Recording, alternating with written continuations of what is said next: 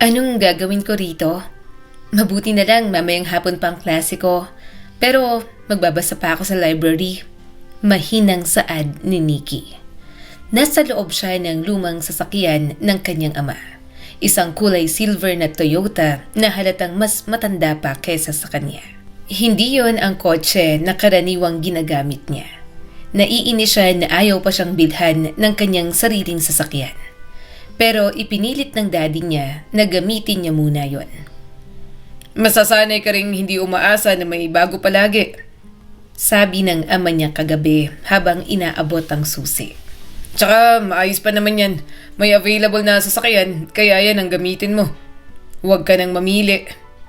Ngayon, habang nakatigil siya sa gilid ng kalsada, tinitingnan ang usok na unti-unting lumalabas sa harap ng sasakyan na pabuntong hininga si Nikki. Ayos pala.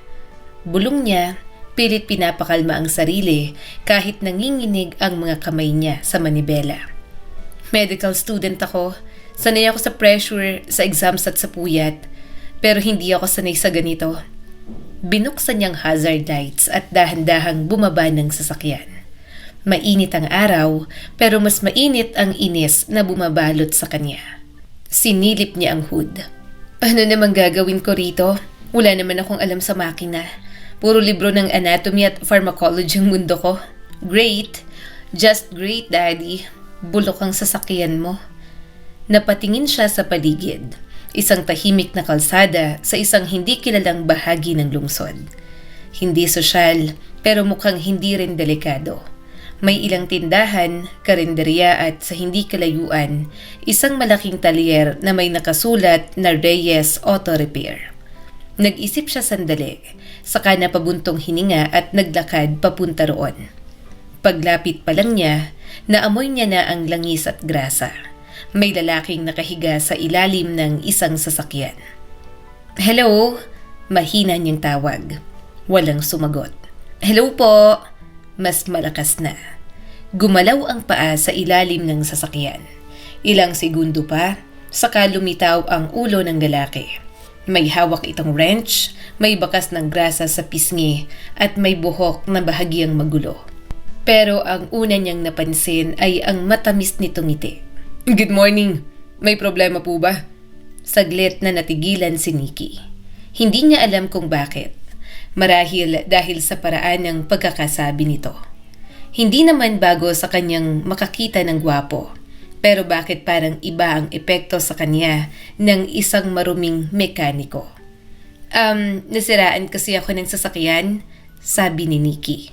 Hindi ko alam kung anong problema. Tumayo ang lalaki at pinunasan ng kamay sa basahang nakasabit sa bewang nito. Napansin ni Nikki ang kamay ng binata na magaspang at may grasa sa ilalim ng kuko. Malayo sa mga kamay na nakasanayan niyang makita sa bahay nila. Ako si Daniel, sabi nito at inabot ang kamay. Nag-atubili siya sandali bago nakipagkamay. Nikki, ngumiti si Daniel ng bahagya. Okay, Nikki. Saan bang sasakyan mo? Doon, saad niya sabay turo sa gilid ng kalsada. Sumunod si Daniel, bit-bit ang ilang gamit. Tahimik silang naglakad pero hindi niya maintindihan kung bakit nakakaramdam siya ng pagkailang. Pagdating niya sa sasakyan, binuksan ni Daniel ang hood at sinilip ang loob. Ilang sandali itong nagmasid at hinipo ang ilang bahagi. Lumang model to, pero matibay naman, sambit ni Daniel. Sa daddy ko kasi yan, pinagamit niya lang. Tumango-tango naman si Daniel. Kaya pala, ang tagal na. Halatang inaalagaan pero syempre luma na kaya madali ring masira. Napangiti si Nikki ng kaunti. Mas alaga niya yan kaysa sa akin minsan. Napatawa si Daniel. Ilang minuto pa, saka tumawid si Daniel ng tayo. May overheating. Mukhang may tagas ang hose. Kailangan dalhin sa talyer. Kinabahan na si Nikki. Matatagalan ba?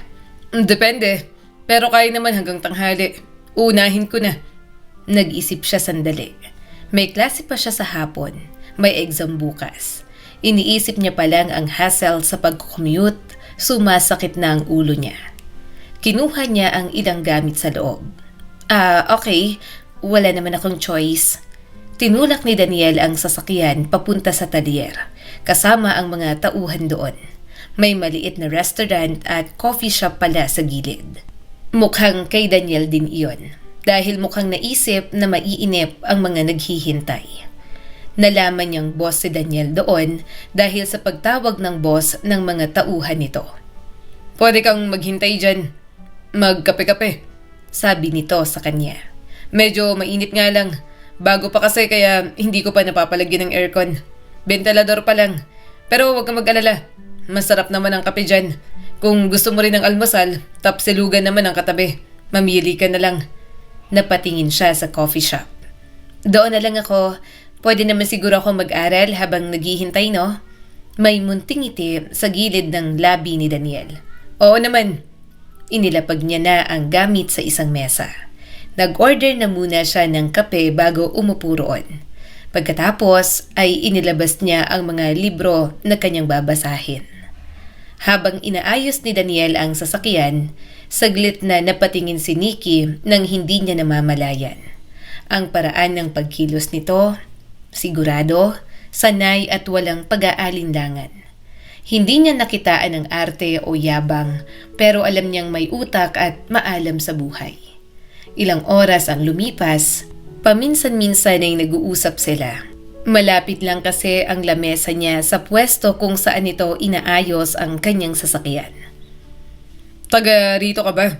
Around the area? Tanong ni Daniel. Hindi, sagot ni Nikki.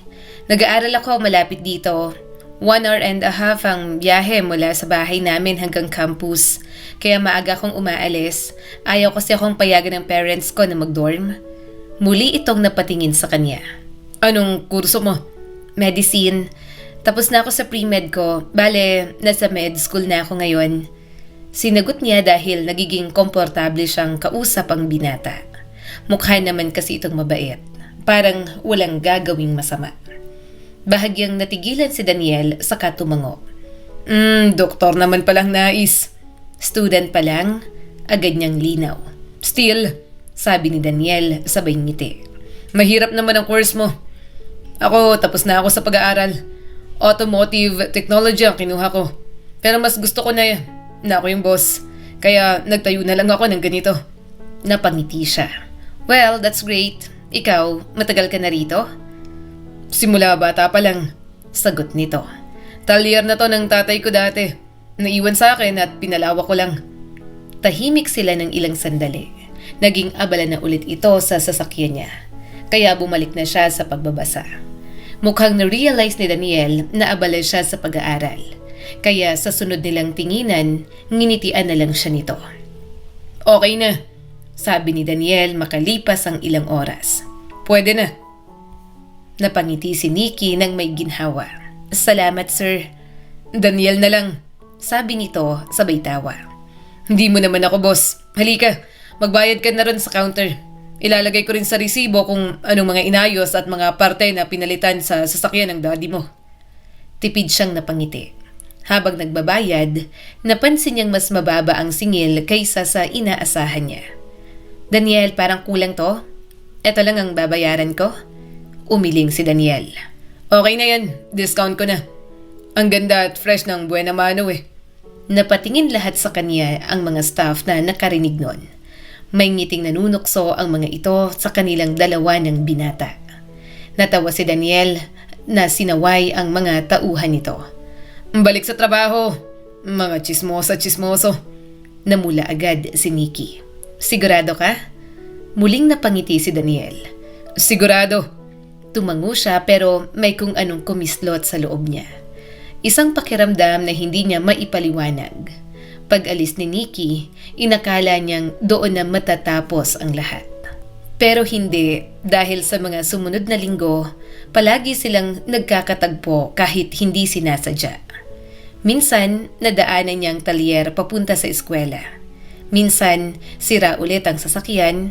Minsan, simpleng kumakaway lang siya mula sa loob ng kotse kapag nadadaanan ang talyer nito. Minsan, doon na rin siya sa coffee shop na yon nag-aaral. Hanggang sa isang araw, tumigil siya kahit wala namang sira. Napadaan lang, Sabi niya at nahihiyang ngumiti. Saka bala kong dito kumain ng dinner? Ngumiti rin si Daniel. Talaga? Sabay ka na sa akin. Diyan din ako kakain sa restaurant. Kumusta ka? Hindi napigilan ni Nikki ang ngiti. Okay lang. At doon nagsimula ang pagiging close nila. Sa mga simpleng kwentuhan, pagsama sa pagkain at sa mga sandaling walang inaasahan na may mabubuo sa pagitan nilang dalawa. Hindi agad napansin ni Nikki kung kailan nagsimulang magbago ang lahat. Siguro noong isang umaga na nadaanan niya ang talyer ni Daniel at napahinto siya kahit wala namang sira ang sasakyan. Siguro noong madalas na siyang tumambay sa coffee shop nito para mag-aral. O siguro noong na-realize niya na may crush na siya sa isang gwapong mekaniko. O baka naman noong una niyang napagtanto na mas madali na siyang huminga kapag nandoon si Daniel. Tahimik ang hapon na yon, katatapos lang ng klase ni Nikki sa med school. Pagod ang utak niya pero hindi niya maintindihan kung bakit isang tao ang kanyang naiisip na pahinga. Nikki, saan ka pupunta? Kain tayo sa labas? Hindi ka ba sasama sa amin? Tanong ng kaklase niya. Marahan siyang umiling. Hindi na, kayo na lang. Kailangan ko nang umuwi. Pinaningkitan siya nito ng mga mata. We, hindi ka naman dating ganyan ah. Alam mo, iisipin ko na may boyfriend ka at hindi mo sinasabi sa amin. Tinawanan niya lang yon.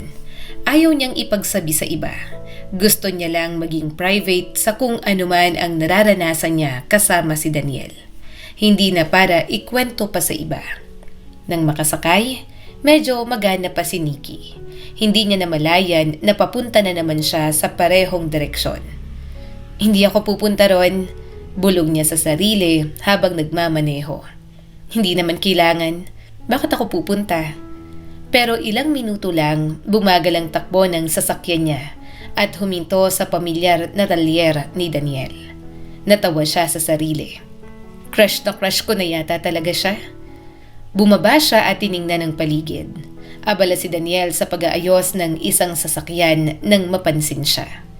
Tumigil ito, pinunasan ng kamay at ngumiti. Isang ngiting parang palaging may oras para sa kanya. Sabi nito habang naglalakad papalapit. Akala ko sira na naman ang sasakyan mo. Hindi, sagot niya rito. Napadaan lang. Napadaan? Tinaasan siya ng kilay ni Daniel. Araw-araw kang napapadaan. Type mo na talaga ako. Namula si Nikki. Hindi ah. Ngumiti si Daniel at halatang inaasar siya. Sige na nga, maupo ka sa loob. Mainit, kung magre-review ka, mag-review ka na lang dyan. Susunod ako. May tinatapos lang akong inaayos sa sasakyan. Mag-order ka na at sabihin mo ang pangalan ko. Ako nang bahala. Well, kahit hindi mo na sabihin, kilala ka na nila. Alam kasi nila na patay ako sa'yo. Mahinang tumawa si Nikki. Ang harot mo, hindi ka naman nanliligaw? Humalakhak din ang binata. Anong hindi nanliligaw? Nanliligaw naman ako ah. Date na nga ang mga ginagawa natin. Sus, gustong-gusto mo naman kapag hinaharot kita. Pumunta ka pa talaga dito. Nagpapapansin ka siguro sa akin kasi crush na crush mo ako. Napairap si Nikki. Ang kapal, manahimik ka na lang. Ikis mo na lang ako. Tiyak mananahimik ako, Nikki. Kinindutan pa siya na mas lalo niyang kinatawa. Umupo siya sa spot na paborito nila ni Daniel. Sa puntong yon, parang bahagi na ng routine niya ang ingay ng talyer. Maya-maya ay dumating si Daniel. Bagong ligo, hindi na amoy kalawang at bagong bihis na. Titig na titig ka sa akin, biglang sabi ni Daniel. Alam kong masarap ako pero parating ng pagkain natin. Yun na lang munang lamutakin mo. Mahinang tumawa si Nikki habang inilalapag ng waiter ang mga pagkain nila. Ang kapal talaga ng mukha. Tinititigan lang naman kita kasi mukha kang pagod maghapon tapos naligo ka kaagad. Dapat nagpahinga ka muna. Tumaas ang mga kilay ni Daniel. Hindi, okay lang naman. Isang sasakyan lang naman ang inayos ko. Saka ayokong humarap sa'yo ng amoy kalawang at amoy grasa. Mahirap na. Kahit pogi ako, matoturn off ka kasi baho ko. Hindi napigilang tumawa ni Nikki. Naiintindihan naman niya ang baho na dulot ng pag-aayos nito ng mga sasakyan. Hindi naman yun masangsang. Ang totoo, nakakaramdam pa nga siya ng atraksyon pero hindi niya aaminin yon. Mas madalas mabango ang binata. Pero hindi naman masakit sa ilong kahit naamoy talyer ito. Pagod ang mga mata mo. Parang ang dami mong iniisip. Stress ka ba sa school? Tanong ni Daniel habang pinagsasandok siya ng sabaw ng bulalo sa maliit na mangkok. Natigilan siya. Hindi sanay si Nikki sa ganoong obserbasyon. Sa bahay nila, laging may tanong kung kumusta ang grado niya, kung pasado ba siya, kung kailan siya gagraduate. Sa eskwela, laging tungkol sa performance, sa ranking, sa kakayahan niya. Pero walang nagtatanong kung pagod ba siya. Oo, aminado niyang sagot. Pagod ako. Tumango si Daniel at kanin naman ang isinalin sa plato niya. Magpahinga ka kahit kaunti. Hindi naman masama ang magpahinga. Baka bago ka pa maging doktor maging pasyente ka na. Bakit ka ba nag-med? Sumagot naman siya. Ewan, siguro kasi inaasahan ng family ko na medicine ang kukunin ko. Tumango si Daniel na parang nauunawaan yon. Gusto mo ba? Hindi siya agad nakasagot. Gusto ba niya? Hindi ko alam, bulong ni Nikki. Hindi ko na alam kung alin ang gusto ko at alin ang dapat. Pinili ko yon kasi wala din naman akong ibang maisip na gusto kong gawin sa buhay. Actually, hindi ko rin talaga alam kung ano ang tatahakin ko. Nakadepende lang ako sa desisyon ng mga magulang ko. Tahimik lang si Daniel habang kumakain. Kaya kumain na rin siya. Okay lang yan. Sabi nito maya-maya. Hindi naman kailangan na alam mo na lahat ngayon. Hindi naman kailangan na palaging alam mo kung anong gusto mong gawin sa buhay. Minsan naman ay may mga pagkakataon na alam mo na ang gusto mong gawin sa buhay. Pero sa kalagitnaan, saka mo pala marirealize na hindi ka para ron. Ganun talagang buhay, Nikki. Palaging walang kasiguraduhan. Napatingin siya kay Daniel. Hindi niya akalain na malalim magsalita ang binata. Dahil sa mga sinabi nito, bahagyang gumaan ang kanyang kalooban. Ngumiti siya kay Daniel. Hindi pa tapos ang buhay mo. Wala pa tayo sa kalahati ng buhay natin. Marami pang pwedeng mangyari na hindi natin inaasahan. Pero alam ko na may mga bagay sa mundo na hindi para sa atin. At may mga bagay din na nakatadhana talaga sa atin mismo. May kung anong kumirot sa dibdib niya. Hindi naman masakit pero parang may nabuksang bahagi na matagal nang nakakandado. Sa mga sumunod na araw, mas madalas na ang pag-uusap nila. Minsan tungkol sa trabaho ni Daniel, minsan tungkol sa eskwela ni Nikki, minsan tungkol sa mga random lang na bagay. Isang gabi, tumunog ang cellphone niya. Bahagyang nanlaki ang mga mata ni Nikki nang makitang tumatawag si Daniel sa kanya. Gising ka pa? Bungad ni Daniel sa tawag. Napangiti siya bago pa man niya mapigilan ang sarili. Oo, kasi sumagot ako. Mahinang tumawa si Daniel. Pwede ba kitang makita? Nandito ako sa convenience store malapit sa village ninyo. Nasa loob ako ng sasakyan. Pwede mo ba akong puntahan? Namimiss lang talaga kita. Ilang linggo na kitang hindi nakikita nitong bakasyon ninyo. Naupo siya bigla. Napatingin siya sa orasan. 11:00 na ng gabi. Hindi niya alam kung paano lalabas pero hindi naman din mahigpit ang mga magulang niya. Alam ng parents niya na minsan lumalabas talaga siya ng kalagitnaan ng gabi para magpahangin at maghanap ng ibang place para mag-aral.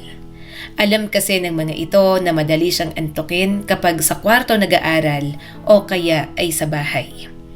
Ngayon, pilit niyang itinatago sa boses ang pananabik kahit pa miss na rin naman ito. Hindi siya nakadaan sa talyer dahil hindi naman siya papunta sa school. Bukod doon, ilang araw din sila sa La Union para sa family vacation nila. Kahit sandali lang, kahit sa labas lang, may pakiusap na sabi ng binata. Saglit siyang nag-alinlangan. Naroon ang boses ng mami niya sa isip na bawal muna siyang mag-boyfriend.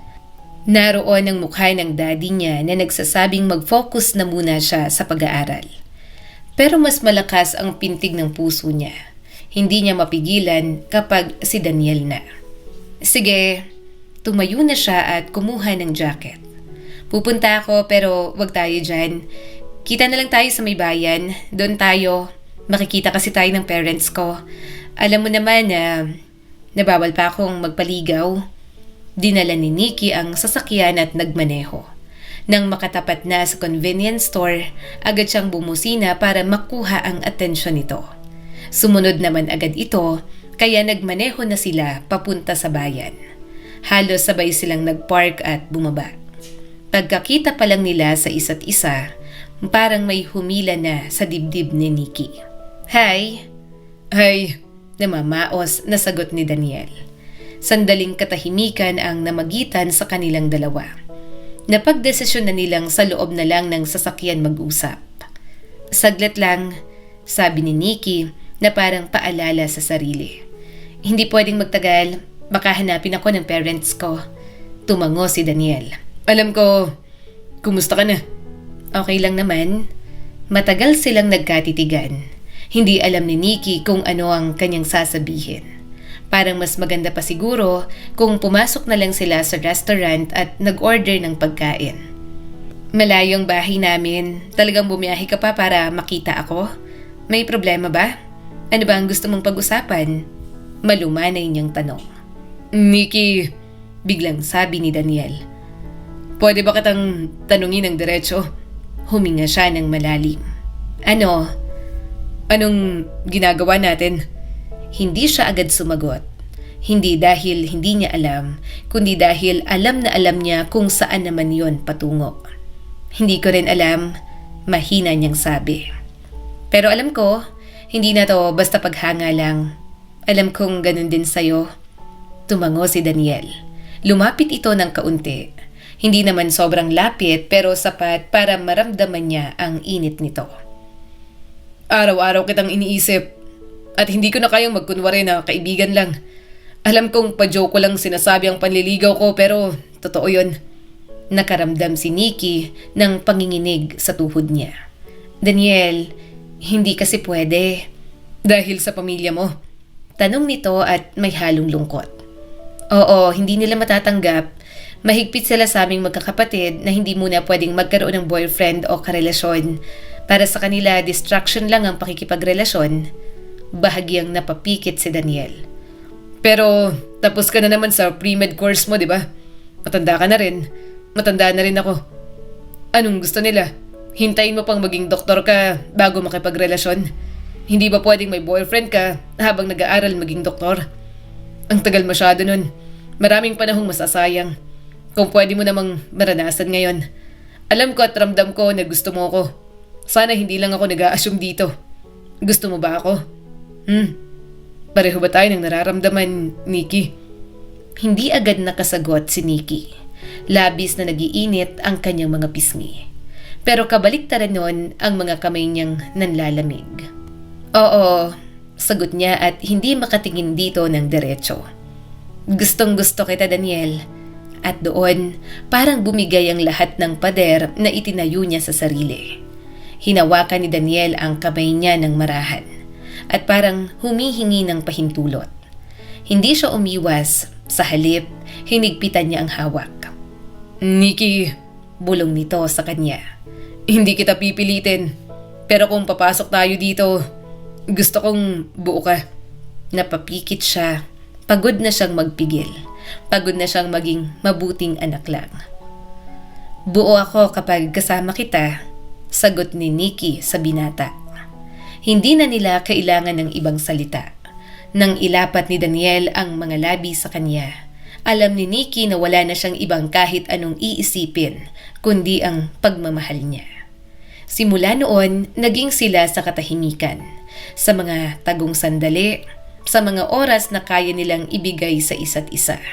Kapag magkasama sila, parang walang limitasyon ang mga damdamin nila. May mga gabing magkatabi sila sa loob ng sasakyan, nakaparada sa madilim na kalsada.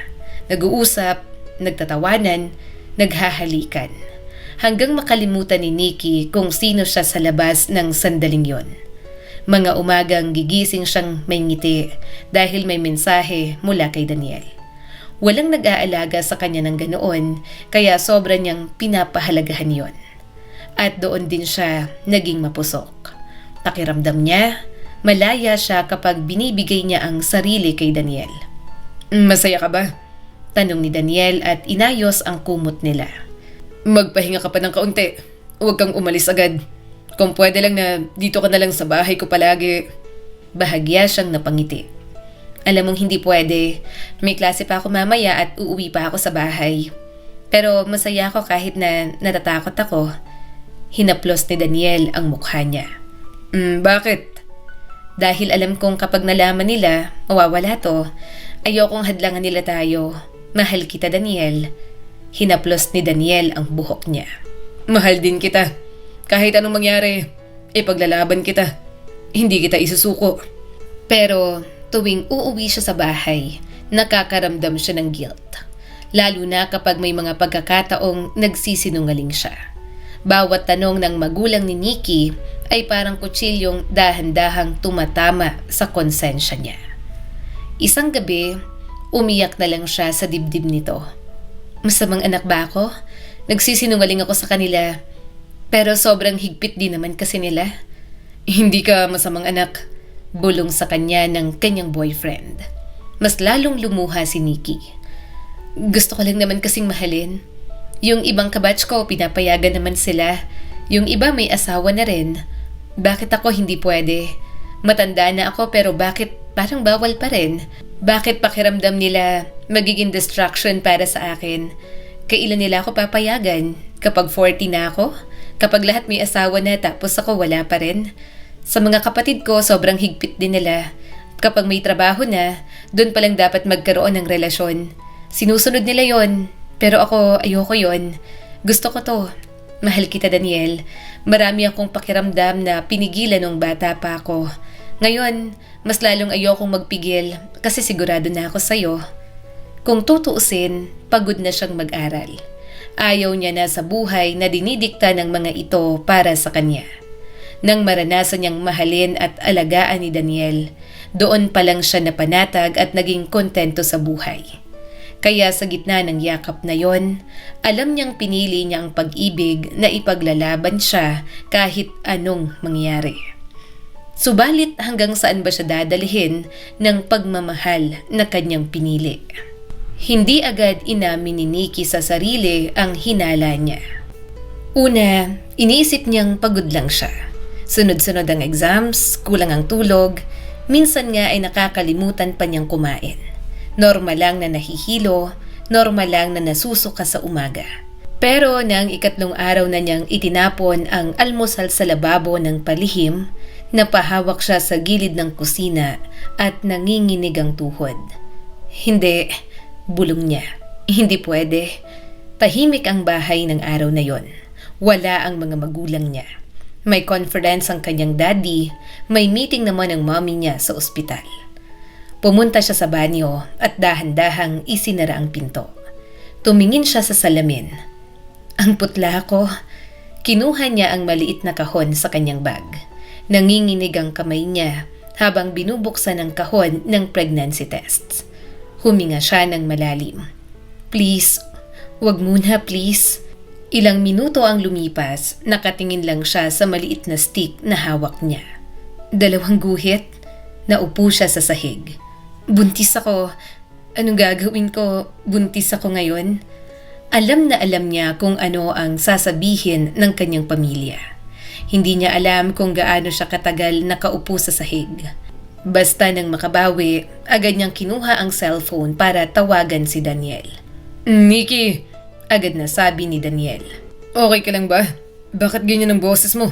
Anong nangyari? Hindi niya na napigilan. Umiyak na siya ng mahina. Daniel, anong gagawin ko? Nasaan ka? Tanong nito at hindi na nag-aksaya ng oras. Pupuntahan kita.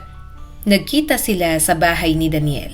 Pagpasok pa lang niya, hinila na siya ni Daniel sa yakap. Anong nangyari? Tanong nito habang hinahaplos ang buhok niya. Buntis ako. Hindi agad nagsalita si Daniel. Nakita ni Nikki ang pagbabago sa mukha nito. Mula sa gulat, takot at pagkatapos ay naging determinasyon. Sigurado ka? Maingat na tanong ng kanyang boyfriend. Tumango siya. Oo. Umupo si Daniel sa sofa at napahawak sa ulo. Akala ni Nikki galit at pagtanggi ang kanyang matatanggap. Pero tumayo ito agad, humarap sa kanya at hinawakan ang kanyang mga kamay. Okay. Napatingin siya rito at medyo naguguluhan. Okay? Daniel, mawawala lahat. Med school ko, pamilya ko, hindi nila tatanggapin to. Hinawakan ni Daniel ang mukha niya at pinunasan ng luha gamit ang hinlalaki. Pakinggan mo ako, hindi ka nag-iisa. Pero Ako ang ama at pananagutan ko to. puno ng pagsusumamo ang mga mata ng binata. Pakakasalan kita. Napasinghap siya. Daniel, Hindi dahil buntis ka, mabilis na dugtong nito. kundi dahil mahal kita at dahil gusto kong maging pamilya tayo. Gusto kitang bigyan ng pamilya na magiging masaya ka. Hindi ka mahihirapan, hindi ka mapapressure at malaya kang gawin ang lahat ng gusto mo. Napaupo siya ulit at parang nanghihina ang katawan. Hindi pwedeng ganito kabilis. Lumuhod si Daniel sa harap niya at hinawakan muli ang kanyang mga kamay. Nikki, pareho tayong nasa tamang edad. May negosyo ako, may ipon. Hindi man kasing yaman ninyo pero kaya kong mag-alaga ng pamilya. Kaya ko kayong buhayin. Hindi ka nila kilala. Nilihim ko na may boyfriend ako at kapag nalaman nila, Then, haharapin natin. sagot ni Daniel. Pero hindi ngayon, kung hindi ka pa handa. Basta sabay tayong haharap sa kanila. Napapikit si Nikki at dinama ang kamay nito. Natakot ako. Sobrang takot na takot ako. Paano kung magalit sila? Paano kung palayasin nila ako? Ngumiti si Daniel at hinalikan siya sa noo. Normal yan, pero magtiwala ka sa akin. Ako ang sasalo, ako ang magiging tahanan mo. Hindi niya alam kung kailan niya handang sabihin sa kanyang pamilya. Hindi niya alam kung paano niya ipagtatanggol ang kanyang pinili. Pero alam niya na may lalaking handang tumayo sa tabi niya. May buhay na unti-unting tumitibok sa loob ni Nikki. At may desisyong hindi niya na kayang talikuran. Nikki, gulat na sabi ng kanyang ina nang makita siyang pumasok sa bahay kasama si Daniel. Sino siya? Napalunok si Nikki at hinarap ang mga magulang. Mommy, Daddy, kailangan po nating mag-usap. Lumabas ang ama niya mula sa sala. Isang tingin lang kay Daniel at tumigas na ang mukha nito. Bakit may lalaki kang kasama? Daddy, nanginginig pero matatag ang boses ni Nikki. Boyfriend ko po siya, si Daniel. Kumunot ang noo ng mommy niya. Boyfriend? Anong sinasabi mo? Umusad si Daniel at hinawakan ang kanyang kamay. Magandang hapon po. Ako po si Daniel Reyes. Gusto ko pong formal na... Hindi na ito pinatapos. Nagsalita agad ang ama ni Nikki at humakbang palapit. Lumabas ka. Hindi kita inimbitahan dito. Daddy, please. Singit ni Nikki. Kasama ko po siya. Isang suntok ang biglang dumapo sa mukha ni Daniel. Napahiyaw si Nikki. Daddy! Nabuwal si Daniel pero agad tumayo. May dugo ito sa labi pero kahit ganoon, hindi ito gumante. Sa halip, mahigpit pa rin ang hawak nito sa kanyang kamay na parang ayaw siyang bitiwan. Anong klaseng lalaki ka? Sigaw ng ama niya. Nilason mo ang utak ng anak ko. Boyfriend, ni hindi ka namin kilalang hampas lupa ka. Tumulo agad ang mga luha ni Nikki. Huwag niyo po siyang insultohin. Mabuting lalaki si Daniel, Daddy. Hindi niyo siya kailangan saktan ng ganito. Boyfriend ko po siya. Nanlaki ang mga mata ng kanyang ama at bakas ang galit sa mukha nito. Bakit? May mabuti bang lalaki na ganyan? Hindi namin yan kilala. Pinagbawalan ka naming mag-boyfriend dahil alam naming madali kang madedestruct. Lalo na kung hindi tamang lalaki ang pinili mo. Tapos biglang sasabihin mo sa amin na may relasyon kayo. Lumapit ka rito. Bitiwan mo ang lalaking yan. Umawang ang bibig ni Nikki at nanghihinang tiningnan ang kanyang mga magulang. Daddy, hindi. Hindi ko po siya iwan. Buntis po ako. Natahimik ang kanyang mga magulang. Mas lalong tumindi ang galit ng mga ito sa kanya. Ano? Halos hindi marinig na tanong ng mommy niya. Humawak si Nikki sa kanyang tiyan. Buntis po ako. Napaupo ang kanyang mommy na biglang nahilo. Hindi pwedeng mangyari to. Ako po ang ama, Mariing sabi ni Daniel. at pakakasalan ko po siya. Kaya ko po silang buhayin. Nakatapos po ako sa pag-aaral, automotive technology. May sarili po ako negosyo, talyer na may maliit na coffee shop at restaurant sa gilid. May ilang lupa na rin po akong investment. Tumawa ang ama ni Nikki ng may panunuya. Hindi ako naniniwala. Pinaganda mo lang. Mekaniko ka lang. Pakakasalan mo ang anak ko. Talaga. Kaya mong ibigay ang buhay na nakasanayan niya. Napalunok si Nikki. Alam niyang ibang buhay na kanyang nakasanayan. Mayaman sila at bukod sa propesyon, may iba't ibang negosyo ang kanyang pamilya. Hindi hamak na mas maayos nga ang buhay nila kumpara kay Daniel na talyer lang ang negosyo. Pero hindi naman sobrang hirap ni Daniel. Kaya niyang yakapin ang buhay na yon kung kinakailangan. Basta kasama ito, kakayanin ni Nikki ang mag-adjust. Daddy, umiiyak na sabi ni Nikki. Mahal ko po siya. Wag naman niyo po siyang insultuhin sa harap ko. Sinayang mo ang buhay mo. Sigaw ng kanyang ama. Nasa med school ka. Nagtutuloy-tuloy ka para maging isang doktor. Dala-dala mo ang pangalan natin. Pagkatapos ay bibigyan mo lang kami ng kahihiyan. Hindi kita ibibigay sa lalaking yan. Hindi kayo magpapakasal. Masisira lang ang buhay mo dyan, Nikki. Hindi niyo po siya pag-aari. Matigas na sabi ni Daniel. Doon tuluyang nagdilim ang mukha ng kanyang ama. Kami ang mag-aalaga sa bata. Tatanggapin namin ang apo namin. Pero pagkatapos niyan, babalik ka sa pag-aaral mo. Nikki, kakalimutan mo ang lalaking to. Napasigaw si Nikki. Hindi. Sa lahat ng mga magulang, ang mga magulang niya ang nakita niyang ganoon. Hindi siya makapaniwala na kahit buntis na siya, gagawa ng paraan ng mga ito para hindi siya mapunta kay Daniel. Na para bang hindi iniisip ng mga ito kung ano ang ikasasaya niya. Kung anong mararamdaman ng kanyang anak kung hindi nila kasama ang ama nito. Wala kang choice, mariing sabi ng mommy niya na umiiyak na rin. Para sa kinabukasan mo rin naman ito. Wala kang magiging future sa lalaking yan. Hindi nyo naiintindihan. Umiiyak na sagot ni Nikki. Aalisin niyo siya sa buhay ko? Aalisin niyo ang ama ng anak ko dahil ayaw niyo sa kanya? Mas mabuti na yun, sabi ng kanyang daddy. Kaysa sirain niyang buhay mo. Doon naputol ang huling hibla ng pagpipigil ni Nikki. Tama na. Tama ng pagkontrol niyo sa akin. Hindi ko gusto ang mga bagay na pinagagawa niyo sa akin. Sakal na ako sa paghihigpit niyo. Hindi ako basta magdadala lang ng pangalan niyo.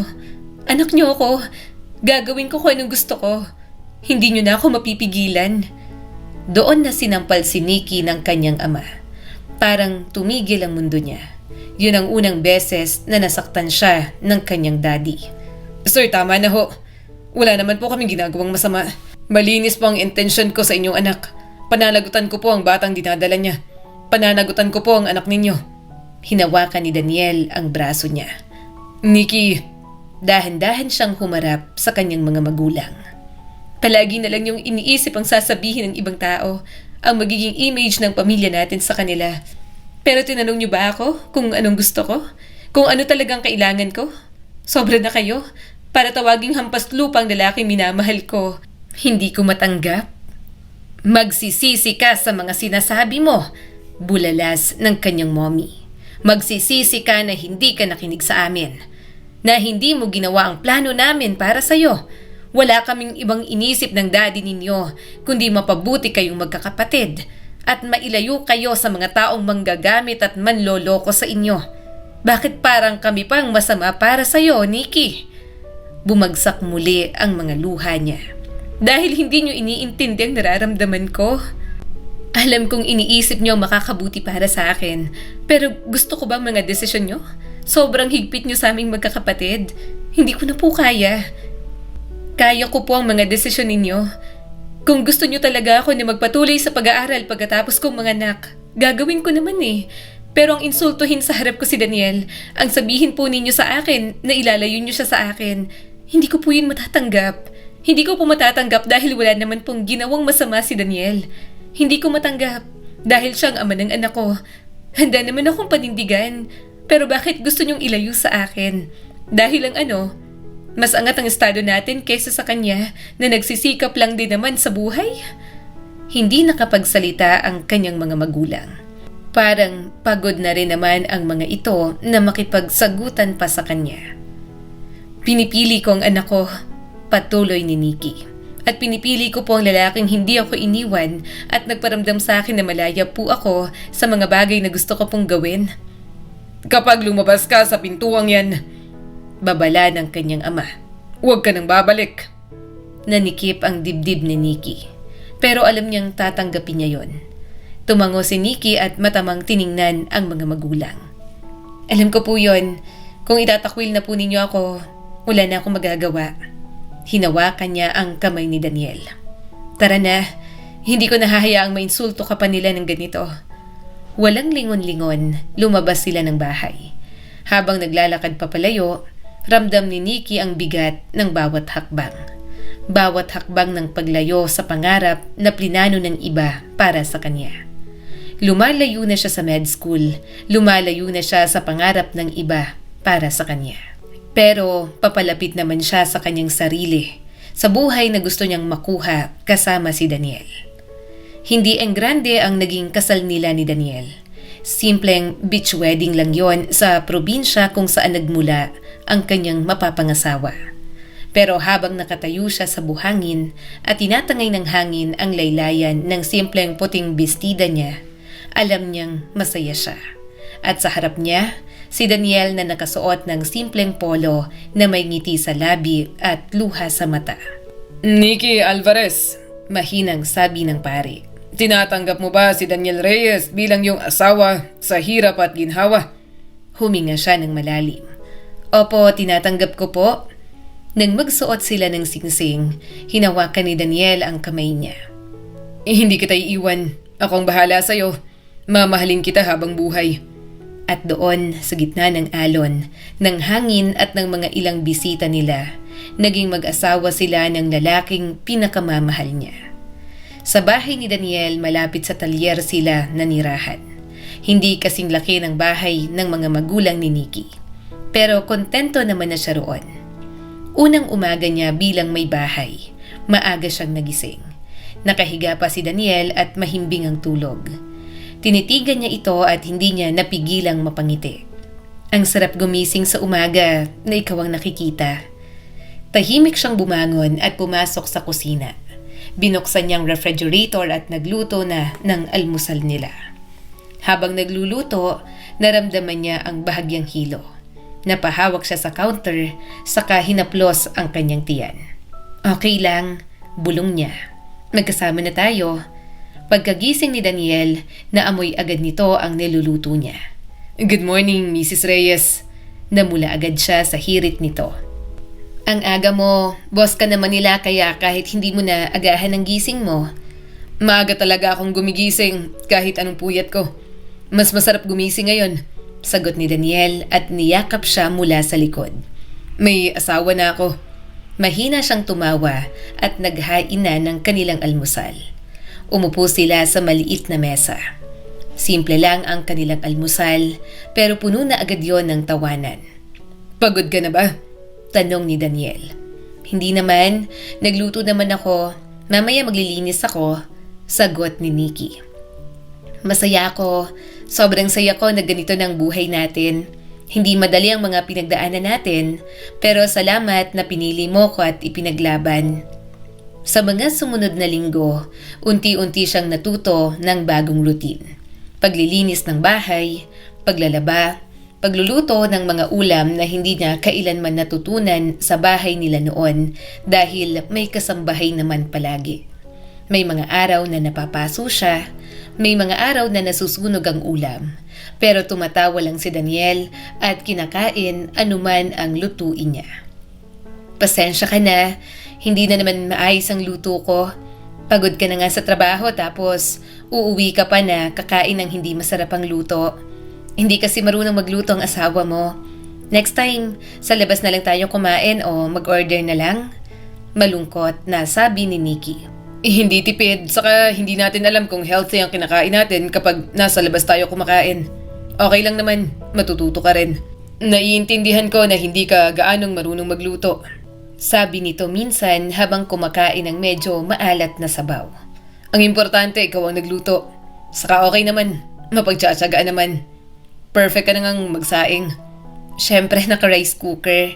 Kung hindi ka pa nagkaroon ng asawa, hindi ka pa bibili ng rice cooker. Hindi ka ba nagsasawa? Tanong niya rito ng may kaba. Sabihin mo lang sa akin kung magsasawa ka na sa mga luto ko ha. Mag-aaral pa ako para naman umuwi kang makakain ng masarap na pagkain. Hanggang prito pa lang ang kaya ko. Pero yung may mga sabaw, sarsa at mga ginataan na gusto mo, hindi ko pa kaya. Umiling si Daniel. Hindi ako magsasawa sa mga luto mo. Hindi ako nag-asawa para maghanap ng perpekto. Nag-asawa ako para maghanap ng tahanan. At ikaw ang tahanan yun. Kahit magkasakit pa ako sa bato, mahal na mahal pa rin kita. Naiinis niya itong tiningnan at hinampas.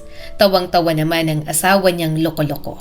Kaya yon at magdamag siyang sinuyo. Habang lumalaki ang tiya ni Nikki, mas naging maingat si Daniel. Ayaw siyang pagbuhatin ng mga mabibigat. Ayaw siyang mapagod. Ako na, palagi nitong sinasabi. Ako nang bahala. Huwag ka nang masyadong gumalaw dyan. At kahit minsan ay nahihiya siya, natutunan din niyang tanggapin ang pag-aalaga, hindi bilang kahinaan, kundi bilang pagmamahal nito para sa kanya. Isang gabi, habang nakaupo sila sa sala, nakapatong ang paa niya sa hita ni Daniel. Hinahaplos nito ang tiyan niya ng paulit-ulit. Kumusta ka, Nikki? Tanong ng kanyang asawa na para bang hindi sila magkasama araw-araw. May takot pa rin, tapat na tugon niya rito. Minsan ay isip ko, tama ba to? Pero kapag nakikita kita at nararamdaman ko ang pagmamahal at pag-aalaga mo, mas lalo kong napapatunayan na tama ang desisyon ko. Tama lang na ipinaglaban kita at ang buhay na gusto ko kasama ka at ang mga magiging anak natin. Sandali silang natahimik. Maya-maya ay muling nagsalita ang kanyang asawa. Nikki, gusto mo bang ipagpatuloy ang pag-aaral mo? Napatingin siya rito. Ha? Kung gusto mo, dugtong nito. Kaya naman natin. Susuportahan kita. Tahimik lang si Nikki. Pinag-isipan niya na yon ng malalim. Mahalaga sa kanya ang pag-aaral, pero nakatapos na naman siya ng 4-year course. Medyo napapagod at nagsasawa na rin siyang mag-aral. Hindi niya makita ang kahalagahan ng pag-aaral dahil kontento na naman siya sa buhay kasama si Daniel. Umiling siya sa huli. Wag na. Nagulat si Daniel. Sigurado ka?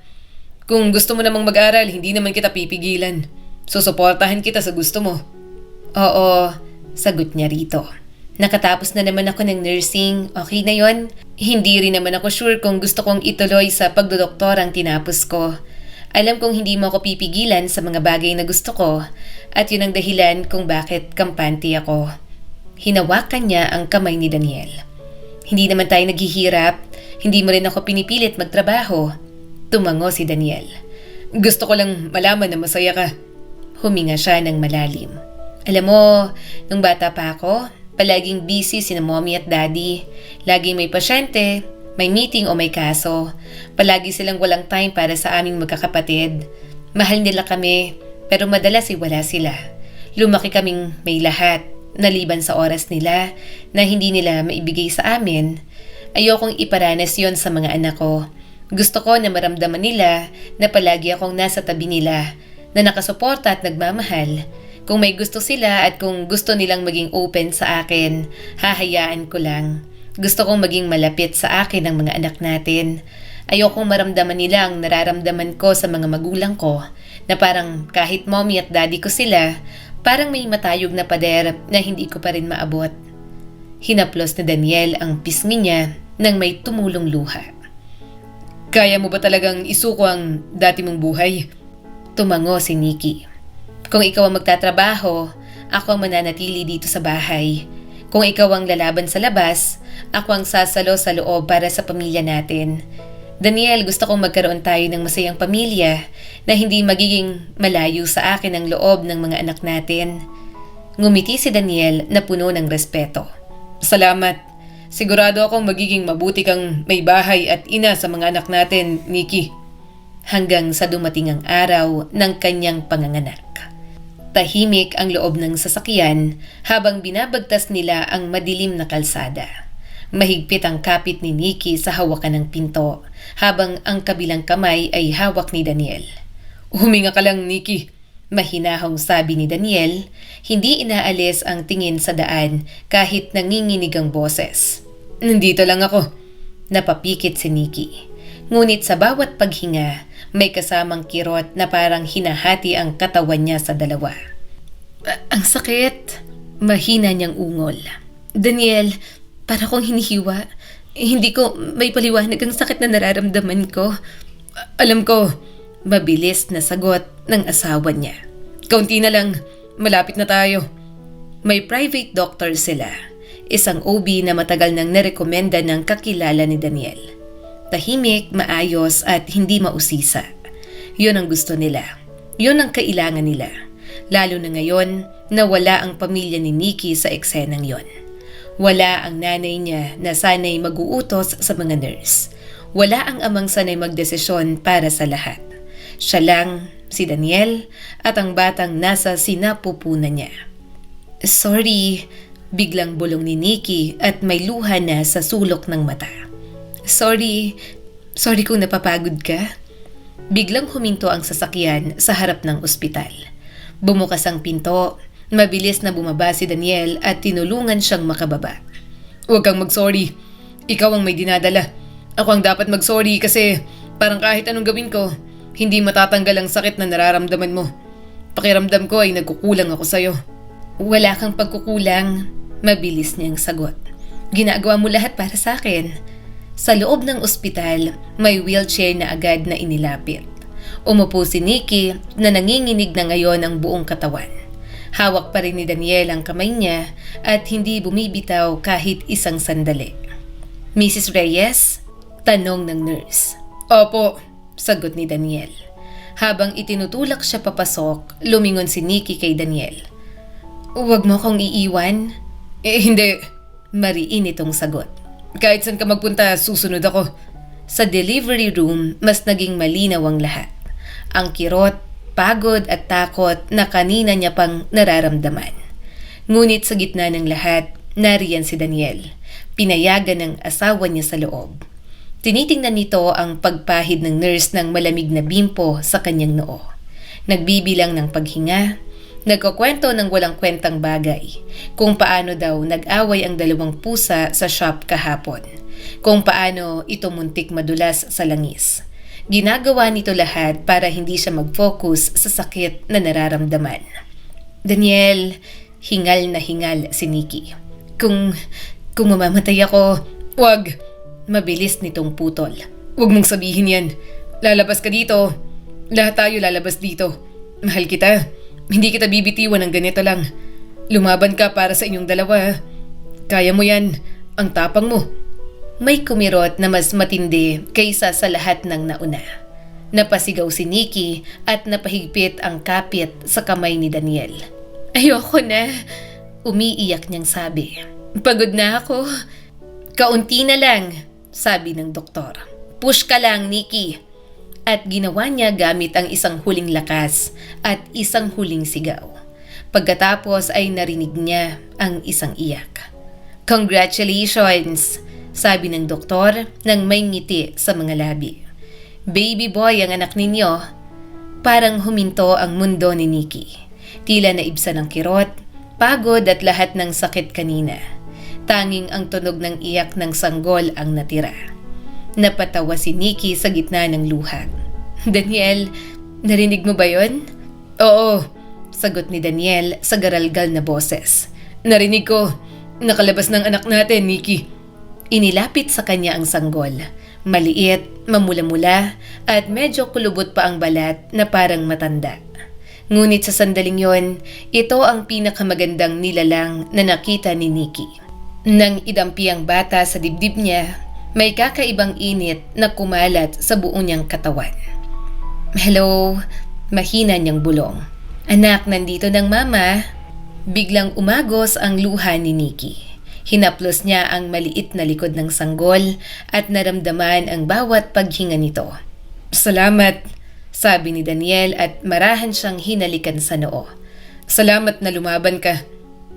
Tumango si Nikki. Salamat sa'yo, hindi mo ko iniwan.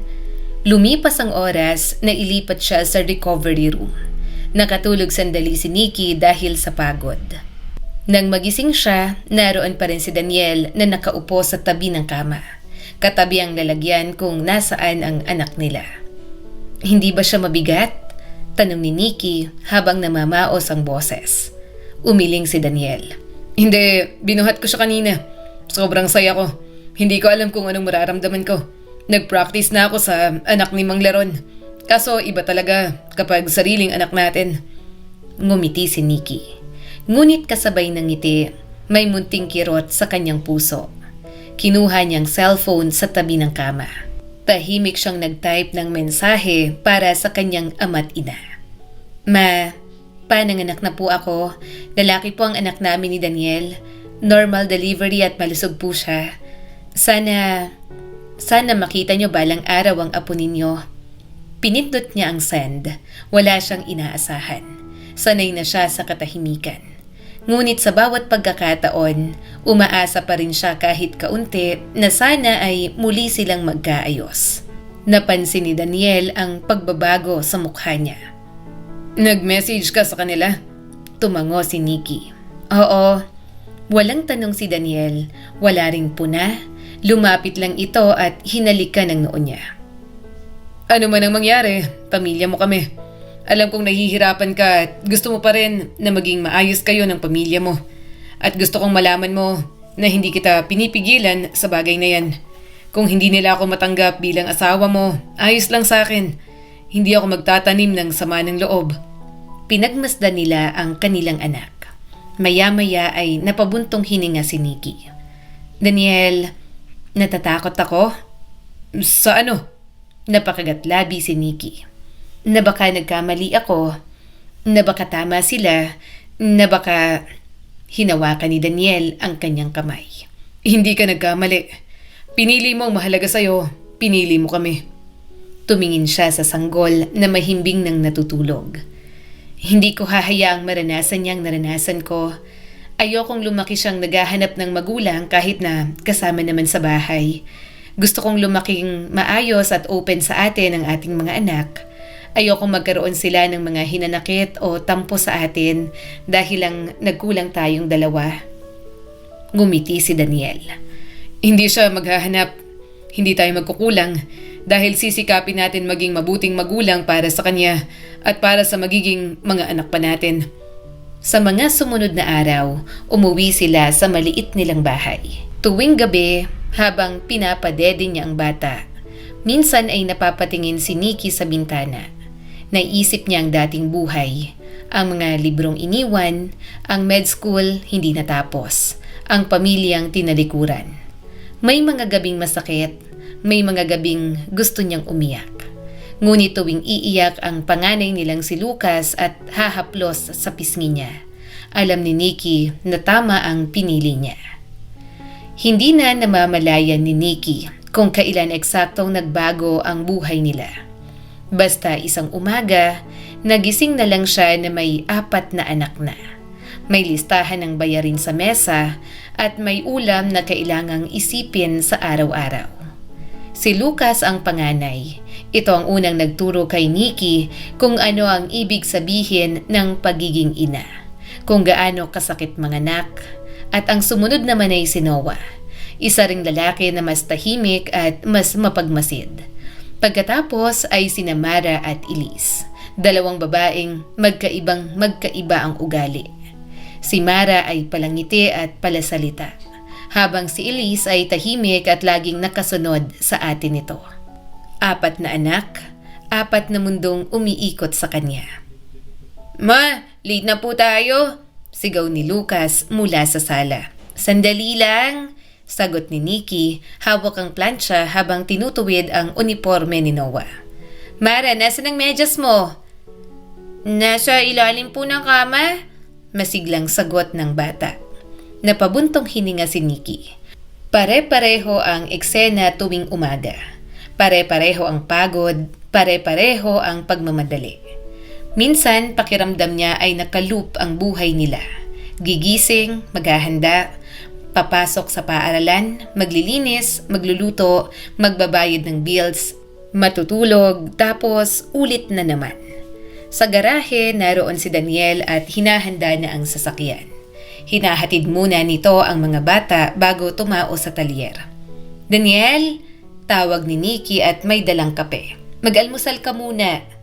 Tinanggap ni Daniel ang tasa. Salamat. Tahimik sila habang kumakain. Nakatayo na nga habang inaasikaso ang kailangan ng mga bata. Kaya yon at sinusubuan na lang siya ng kanyang asawa. "Eto na ang mga baon ninyo. Kunin nyo rito. Baka makalimutan nyo pa." Saad ni Nikki sa mga ito bago humigop ng kape sa tasa ng kanyang asawa. Salo na sila sa pagkain para bawas hugasin. "Mama, ano pong ulam?" Tanong ni Noah. Napangiti si Nikki. "Maling at gulay." "Oy Noah, kumain ka ng gulay. Sinasabi ko sa'yo may kurot ka sa akin kapag tinira mo yan. Huwag mo ring ibigay sa kaklase mo. Ikaw mismo ang kumain. Tingnan mo't ang payat-payat mo na. Kapag nainis ako, 1 buwan tayong gulay para wala kang choice." Natawa si Daniel na nasa tabi niya. Sinisinghot nito ang amoy niya. Kakain na nga lang ng almusal, mukhang gusto pa siyang isama sa aalmusalin. Kaya yon at sinaway niya na. "Tumigil ka, Daniel. Ano ba? Makita tayo ng mga bata." Naroon ang pagod sa mga mata ni Daniel. Isang pagod na hindi lang galing sa trabaho, kundi sa responsibilidad na patong-patong. Ang shop nito ay unti-unting lumalaki noon. May mga panahong magandang pasok ng pera, may mga panahong halos wala.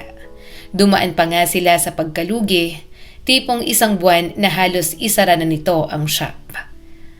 Akala ko talaga tapos na. Sabi ni Daniel noon, isang gabi habang magkatabi silang nakaupo sa kama. "Hindi pa," sagot ni Nikki. "May paraan pa naman, kaya pa naman, saka huwag mong sukuan.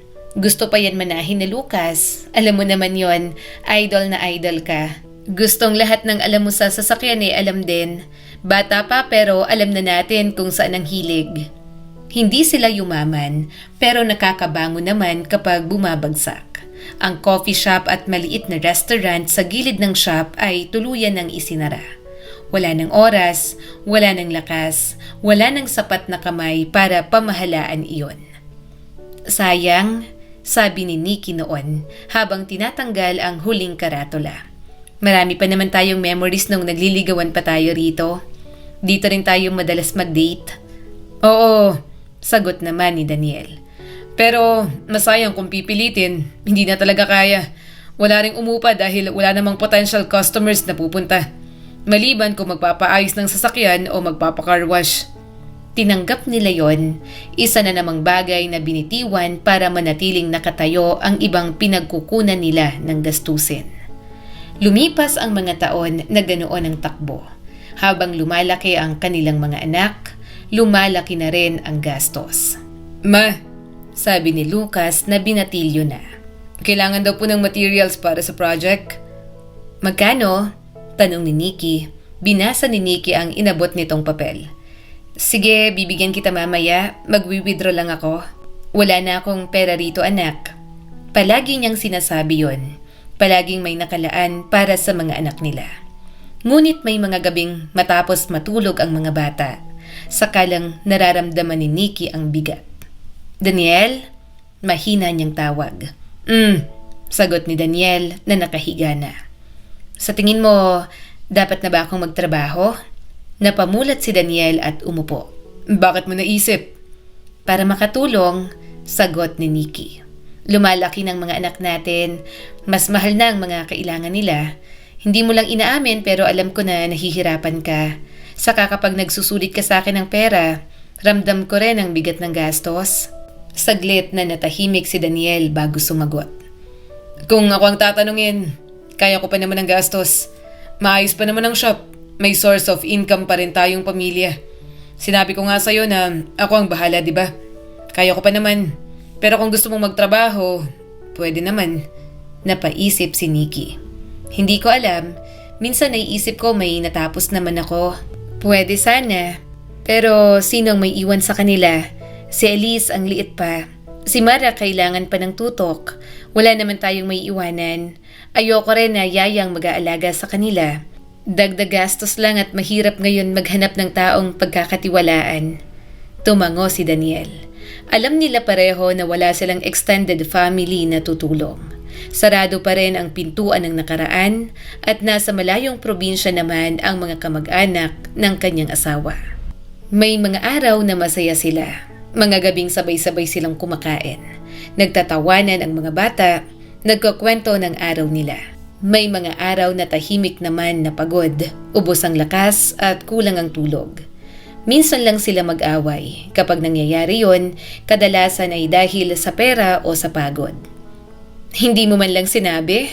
Minsang sigaw ni Nikki nang malaman niyang may malaking bayarin pala sa supplier. Hindi ko sinabi kasi ayoko mag-alala ka. Sagot ni Daniel na may inis din. Tahimik sila pagkatapos.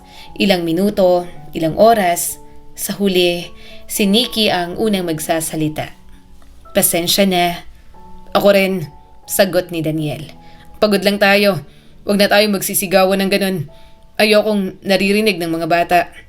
At magtatapos yon sa pag-uusap, sa pag-aayos ng plano at sa paghahanap ng paraan. Palagi silang bumabalik sa pag-uusap.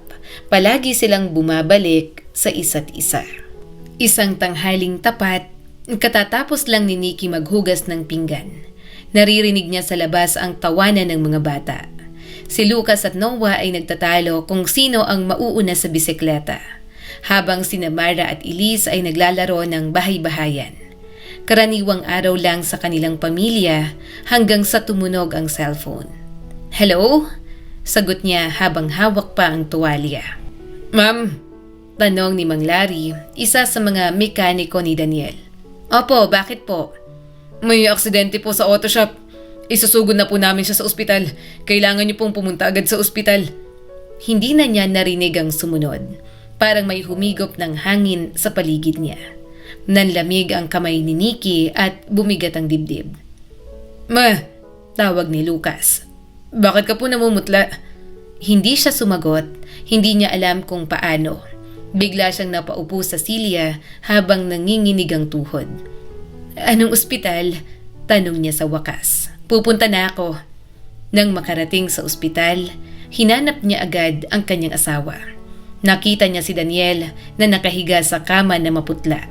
May benda sa ulo at may bakal na nakaayos sa binti. Hindi niya agad naiintindihan ang itsura nito. Parang hindi totoo at parang panaginip na ayaw niyang tanggapin. Daniel, bulong niya habang lumalapit. Hinawakan niya ang kamay nito. Dumilat si Daniel. Nikki, anong nangyari? Nanginginig ang boses niya. Anong ginawa nila sa'yo? Naipit. Mahina nitong sagot. Yung makina pumalya kaya naipit ako. Lumapit ang doktor sa kanila. Ma'am, stable na po siya, pero may permanent damage po sa spinal area. Hindi na po babalik ang dating lakas ng mga binti niya. Makakalakad pa po ba siya? Tanong niya rito. Nagkatinginan ang doktor at ang nurse. Hindi na po tulad ng dati. Doon na siya tuluyang umiyak. Parang may gripo lang na binuksan sa loob niya at hindi na maisara. Na kahit hawak ng asawa niya, hindi na yon maawat. Simula noon, hindi sabay-sabay dumating ang mga problema. Isa-isa lang muna. Mabagal at parang walang awa sa kanila. Nauna ang bills, pagpapaospital, gamot, therapy, check-up at mga utang nila. Sumunod naman ang shop. Hindi na namin kayang ituloy, Ma'am Nikki, sabi ng matandang helper ni Daniel. Wala na si Sir, wala na ring papalit. Saka sa sobrang hina, wala na ring mapasahod sa mga tauhan. Alam mo namang mga yan, may mga pamilya rin na umaasa. Kaya maghahanap na ng mas stable na trabaho. Isinara nila ang pinto ng auto shop isang hapon. Tinanggal niya ang karatula gamit ang sarili niyang kamay. Parang binabaklas ang huling bahagi ng buhay nila noon. Huwag ka pong mag-alala, Mama. Kapag nakatapos po ako sa pag-aaral at kaya ko na, Itutuloy ko po itong shop ni Papa. Seryosong saad ni Lucas. Malungkot niyang hinaplos ang buhok nito. Sana nga anak, nalulungkot din ako na nagsara na to. Baka paupahan na muna natin sa iba para kahit papaano hindi maiwan na nakatiwangwang. Pag uwi niya, nakita niya si Daniel sa wheelchair na nakatingin sa bakuran. Isinara na? Tanong nito. Tumango si Nikki. Pasensya na. Agad na sabi ni Daniel. Paulit-ulit na lang na parang sirang plaka. Kasalanan ko to. Lumuhod si Nikki sa harap ng kanyang asawa at hinawakan ang mukha nito. Tama na, ang mahalaga maayos at buhay ka. Makakabawi rin tayo. Makakabangon din tayo.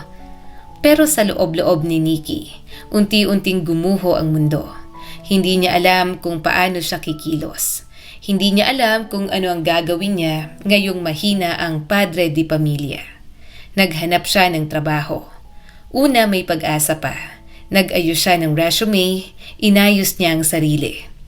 May experience po ba kayo recently? Tanong ng interviewer. Housewife po ako sa loob ng ilang taon, kaya hindi po ako nakapagtrabaho. Sagot ni Nikki. Marami po kasing applicants ngayon, kaya tatawagan ka na lang po namin. Yon ang paulit-ulit na linya na natatanggap niya. Naramdaman niya pa nga na malas siya at hindi talaga siya natatanggap sa mga trabaho. Araw-araw, umuuwi siyang may dalang pagod at pagkadismaya. Ngunit pagdating sa bahay, ngingiti lang siya. Ma, may trabaho ka na po? Tanong ni Mara minsan. Wala pa anak, sagot niya habang naglalapag ng pagkain. Pero okay lang, darating din yon. Hindi niya sinabing minsan wala na silang bigas sa aparador. Hindi niya sinabing kinakalkulan niya ang bawat piso bago bumili ng kailangan ng mga ito. Hindi niya sinabing minsan siya na ang nagugutom para lang mabusog ang mga bata. Dumating ang araw na kinakailangan nilang magbenta ng lupa. Isang lupa na napundar ni Daniel noong maayos pa ang kita ng shop. Investment sana yon para sa future ng mga bata. Sigurado ka? Tanong ni Daniel habang may luha sa mata. Pwede pa nating... Kailangan, sagot ni Nikki. Para makabangon tayo, wala pa akong nahahanap na trabaho. Magugutom tayong lahat kung hindi muna natin to ibebenta. Sumubsob sa braso niya ang kanyang asawa. Sorry wala akong magawa. Naging pabigat ako sa inyo. Hinaplos niya ang mukha nito. Okay lang, ginawa mo lahat para sa amin sa mga nagdaang taon. Hindi mo na kaya ako naman. Hindi nagsalita si Daniel pero naluluha ang mga mata nito habang nakatitig sa kanya. Ayaw niyang makaramdam ito ng guilt kaya palagi niyang pinapakita na okay siya. Kahit naman nalumpo si Daniel at tinutulungan niya ng maligo, maghugas at mga bagay na hindi na nito kaya, nagpipilit pa rin itong magluto para sa mga bata. Gumagawa ng kahit anong gawaing bahay na makakatulong ito at mapapagaan kahit papaano ang buhay ni Nikki. Naibenta na nga nila ang lupa, nabawasan ang utang nila at nakahinga sila ng kaunti. Pero alam ni Nikki ang totoong mauubos din yon. At kapag naubos, ano nang mangyayari? Hindi siya makatulog minsan kapag tahimik na ang lahat, saka lang siya iiyak sa banyo habang nakatakip ang bibig ng tuwalya. Paano kung magkasakit ang isa sa mga bata? Paano kung kailangan ng tuition? Paano kung wala na talagang matira?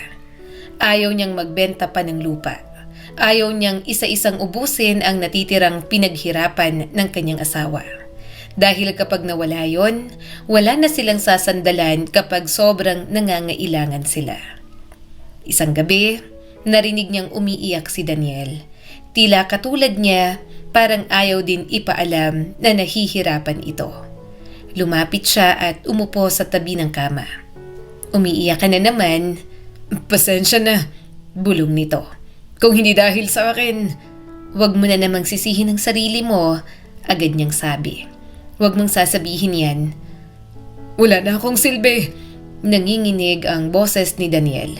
Hindi na ako makapagtrabaho. Ikaw pang... Hinawakan niya ang kamay nito ng mahigpit. Mahal na mahal kita. Mahal na mahal ka namin. Yun na lang ang isipin mo. Ngumiti si Daniel pero may luha pa rin. Salamat sa hindi mo pag-alis. Salamat na hindi ka nagsasawa sa akin. Hindi siya sumagot. Dahil sa totoo lang, may mga gabing gusto niya nang tumakas. Hindi dahil hindi niya mahal si Daniel, kundi dahil sobrang bigat na. Pero hindi niya ginawa dahil yon ang uri ng pagmamahal na pinili niya. Isang hapon, napag-isipan niyang tawagan ng kanyang kuya na si Marco, ang panganay sa kanilang magkakapatid. Kinuha niyang cellphone at tinawagan niya ang numero. Hello? Sagot ng pamilyar na boses ng kanyang kuya. Napapikit si Nikki. Kuya, ako to si Nikki. Nikki? Tanong ni Marco at halatang nagulat. Bakit ka napatawag? Nilunok niya ang lahat ng hiya, takot at sakit. Kailangan ko ng tulong? At sa unang pagkakataon matapos ang pagtalikod niya sa sariling pamilya, hinayaan niyang bumagsak lahat ng pinagmatigas niya noon. Hindi nag-iba ang boses ni Marco mula nung huli silang nag-usap. Pareho pa rin, diretso, malamig at walang paligoy-ligoy. May bakanteng posisyon sa firm, sabi nito sa cellphone. Secretary, administrative work, hindi mataas ang sweldo pero stable. Oo, sagot niya sa wakas. Tatanggapin ko. Walang kumusta ka, walang kumusta ang mga bata. Pumasok ka sa Lunes, sabi ni Marco. 8:00, huwag kang malilate. Oo, ulit pa ni Nikki. Salamat, kuya. Hindi na sumagot si Marco. Pinutol na nito ang tawag. Ilang segundo siyang nakaupo roon, hawak ang cellphone. Nilunok niya ang pride. Ngunit ngayon, hindi na siya umiiyak. Parang ubos na ang luha niya sa mga nagdaang taon. Sa unang araw niya sa law firm, maaga siyang dumating. Wala nang inaasahang espesyal na pagtrato. Gusto lang niyang magtrabaho. Good morning, sabi niya sa receptionist. Tumango lang ang babae at itinuro ang mesa sa gilid. Diyan ka po muna, aayusin mo ang files. Tatawagin ka ni Attorney Alvarez kapag kailangan. Tahimik siyang umupo at sinimulan ng trabaho. Dumaan si Marco ng ilang beses. Hindi man lang siya tiningnan. Parang isa lang siyang empleyado. Hindi kapatid, hindi kadugo. At yun na rin ang tinanggap ni Nikki. Mas madali kapag malinaw ang distansya. Gabi-gabi, uuwi siyang pagod. Minsan masakit ang ulo, minsan masakit ang likod, pero at least may kinikita na siya. Ma, may trabaho ka na po talaga? Sabi ni Elise isang gabi na dalagitan na rin ng panahong yon. Ngumiti si Nikki. Oo anak. Masaya ka po ba? Tanong ni Noah ng diretso. Napahinto siya sandali. Pagod pero okay lang naman ako. Lumipas ang mga taon na ganoon ang takbo. Trabaho, bahay. Bahay, trabaho. Walang reklamo kahit masakit, kahit pagod at kahit minsan pakiramdam niya ay nauubos na siya. Hanggang sa dumating ang balita sa kanya. Una ang tungkol sa kanyang mommy. Na-stroke daw ang kanyang ina. Sumunod naman ang ama niya makalipas ang 2 taon. Pumunta siya sa burol, nakaitim, tahimik na nakaupo sa gilid. Hindi siya umiyak doon. Wala nang luha para sa mga hindi na naayos. Lumapit ang mga kapatid niya ng maayos. Magalang pero may pagitan na sa kanya. Kumusta ka? Tanong ng isa. Okay lang ate, sagot niya rito. Ang laki na ng mga anak mo, sabi pa nito. Sayang at namatay ang parents natin, hindi ka pa rin nila pinatawad. Ilang beses namin sinabi na makipag-ayos sa'yo, pero matigas talaga ang mga magulang natin. Hindi na siya nagsalita. Hindi niya talaga alam kung ano ang mararamdaman doon. Talagang pinabayaan siya ng kanyang mga magulang. Hindi man lang siya kinausap o hindi man lang naghangad na makita siya sa mga nagdaang taon. Sa bahay, sinalubong siya ng mga anak niya. At doon niya naramdaman ang kaibahan. Na mas naging tahanan ang binuo niyang pamilya kaysa ang pamilyang bumuo sa kanya. Isang gabi, umuwi siyang pagod na pagod. Mabigat ang ulo at masakit ang mga paa. Pagbukas niya ng pinto, nakita niya si Daniel na nakahawak sa lababo. Pilit naghuhugas ng pinggan. "Daniel?" Gulat na tawag niya. "Anong ginagawa mo?" Naglilinis. Sagot nito at pilit ang ngiti. Kaya ko to. Walang mga bata. Walang ibang gagawa. Busy sila lahat sa pag-aaral. Ako na muna rito. Pero kitang-kita niya na tumutulo ang tubig sa sahig. Sa braso nito at nabasag pa ang isang plato. Kalat din ang mga bula. "Tumabi ka muna," sabi ni Nikki. "Ako na dyan." Huwag na. Mabilis na sagot ni Daniel. Kaya ko naman. Simpleng gawain lang to, Nikki. Pinilit nitong gumalaw pero nadulas ang kamay nito. Bumagsak ang baso at nabasag na naman. "Daniel!" Tumaas ang boses ni Nikki. "Tama na. Makinig ka naman sa akin." Hindi ako pabigat. Nanginginig na sabi ni Daniel. Kaya ko pang... "Hindi yan ang punto." Sigaw ni Nikki at bigla siyang napahawak sa ulo. Pagod na ako. Bakit bang tigas ng ulo mo?" Napatigil si Daniel. "Araw-araw ako nagtatrabaho." Tuloy ni Nikki habang nangingilid ang luha. "Pag-uwi ko, ako pa rin ang aasikaso ng lahat kapag walang mga bata at masyadong abala. Hindi ako sanay sa ganitong buhay, Daniel. Hindi ako sanay na palaging kulang, palaging nag-aalala." Nanlaki ang mata ni Daniel. "Ikaw ang nagsabi noon." Putol-putol niyang dagdag at tuluyan ang umiyak. "Na ikaw ang bahala sa lahat, na kaya mo kaming buhayin, na hindi mo ko pababayaan." Tumahimik si Daniel. Bumagsak ang balikat nito at sunod-sunod na bumagsak ang mga luha.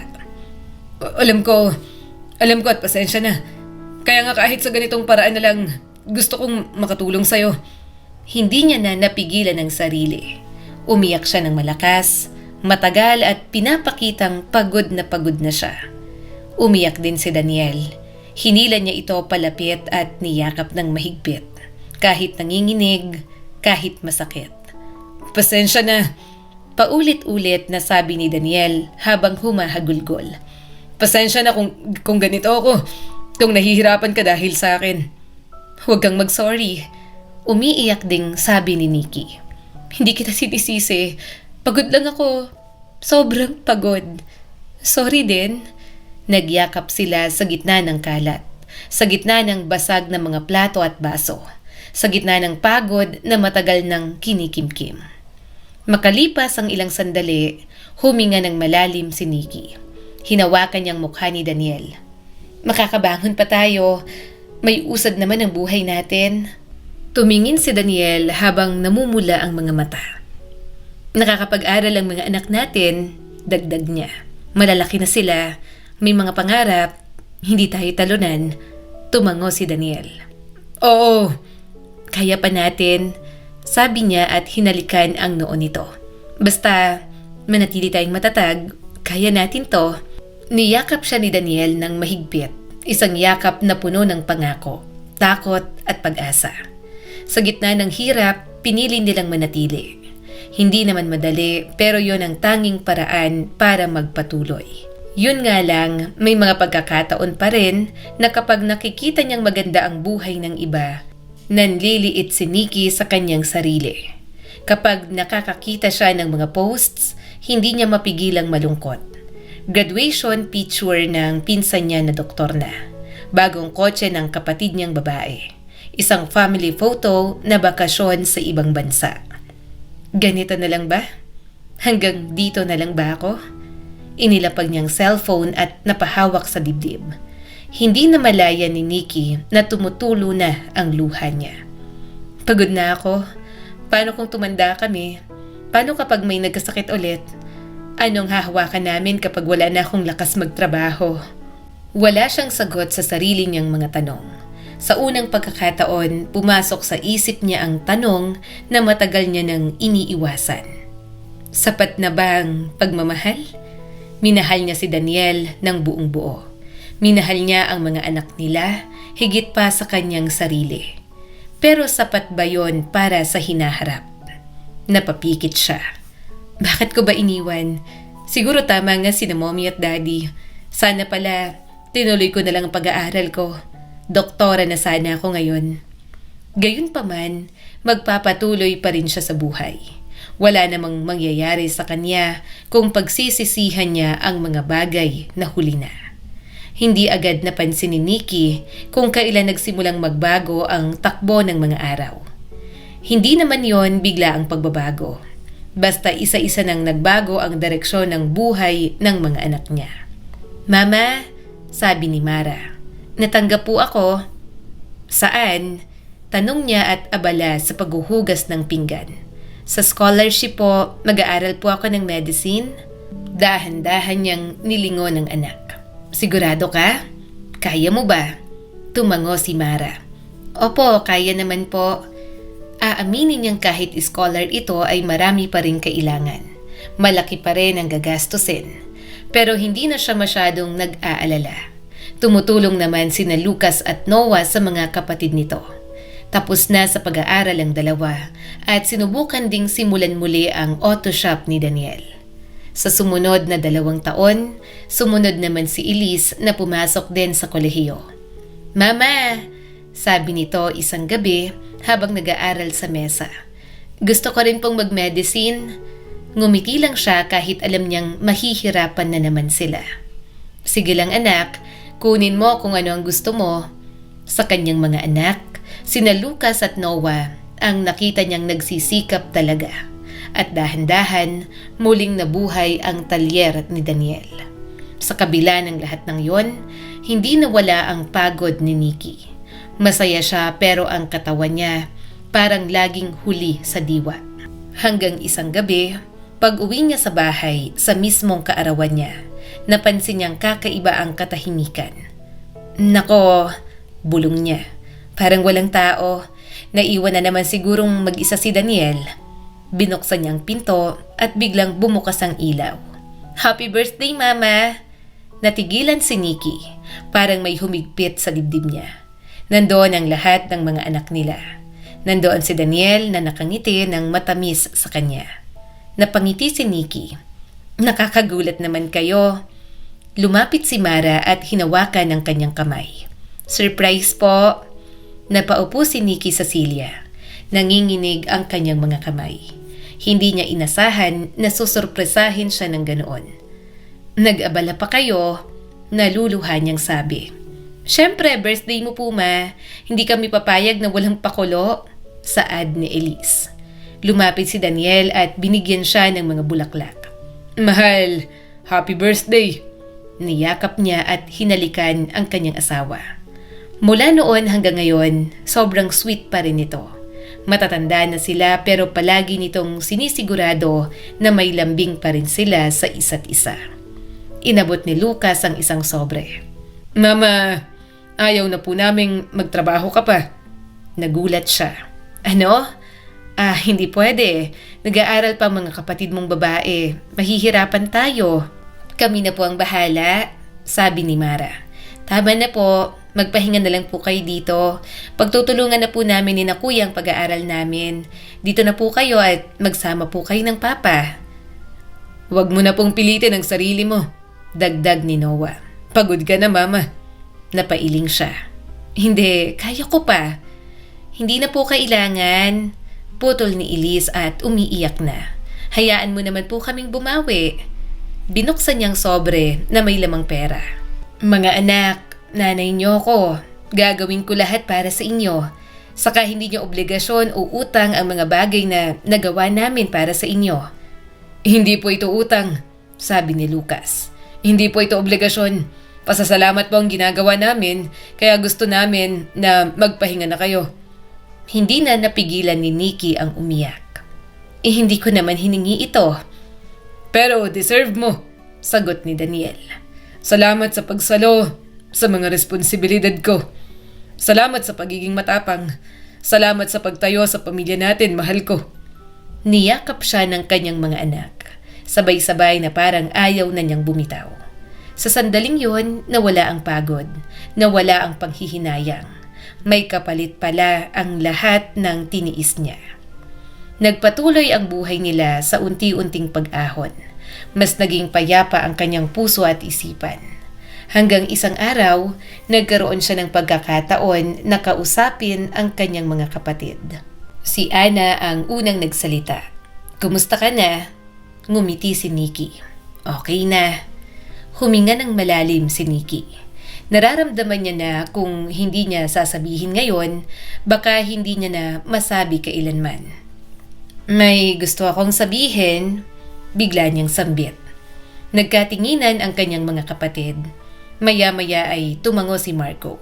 Sige, ano ba ang gusto mong sabihin? Kinayom ni Nikki ang mga kamay niya sa ilalim ng mesa.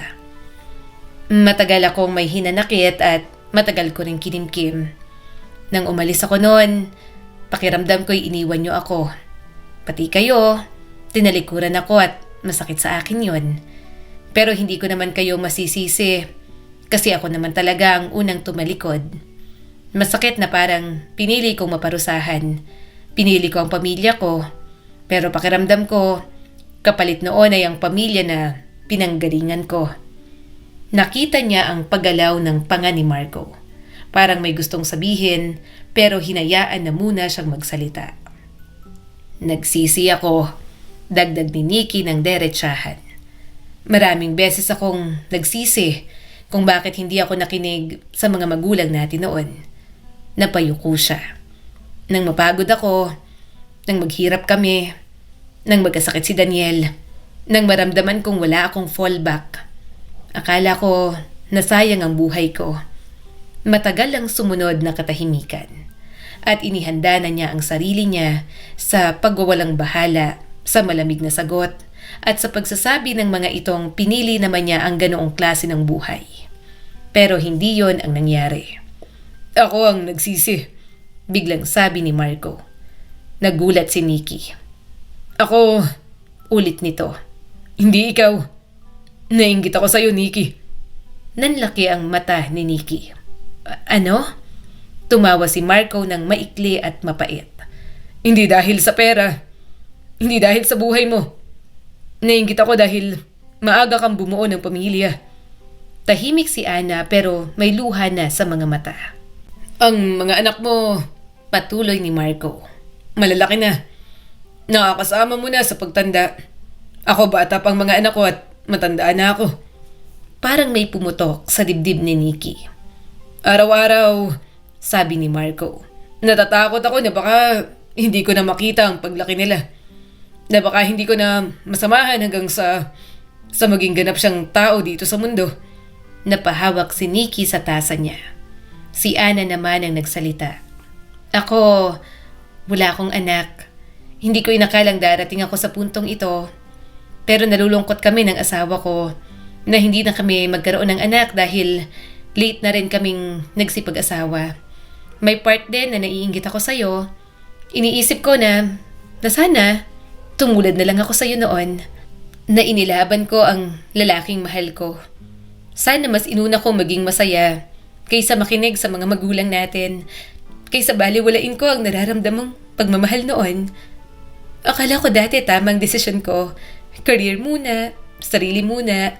Ngayon, natatakot ako. Natatakot akong tumanda ng mag-isa kapag nawala ng asawa ko.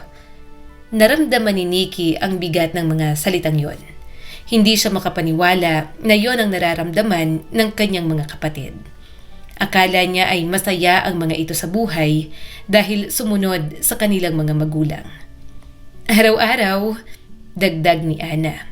Nakikita ko ang mga anak mo sa pictures, sa personal, at iniisip ko na kung hindi ako naduwag na ipaglaban ng mahal ko noon, masaya sana kami. Hindi nagsalita si Nikki.